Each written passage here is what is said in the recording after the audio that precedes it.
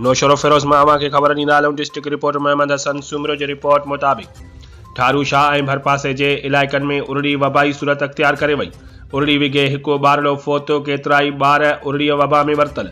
सिहत खाते के बि उपा न वरिता। वधीक गुलनि जड़नि ॿारनि जूं हयातियूं दाव ते लॻल। फौरी तौर नोटिस वठण जो मुतालबो। ठारू शाह ऐं भरपासे जे इलाइक़नि में उरड़ी वबा तेज़ीअ सां फैलिजी रही आहे।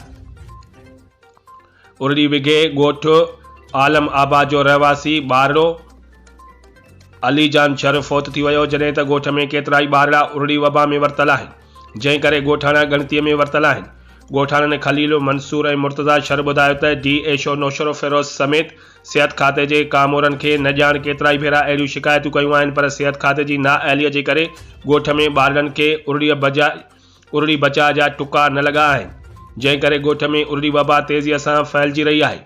उरड़ी विघे अॼु हिकु ॿारड़ो फौत थी वियो आहे ऐं केतिराई ॿार वबा में वरतल आहिनि। ॻोठाणनि निगरान सिंध हुकूमत ऐं सिहत खाते खां मुतालबो कयो त फौरी तौर ते उरड़ीअ ते ज़ाब्तो आणे वधीक ज़ाया थींदड़ इंसानी जानियूं बचायूं वञनि, न त ॿी सूरत में DSO नौशरो फिरोज़ जी आफ़ीस जो सख़्तो एहतजाज कयो वेंदो।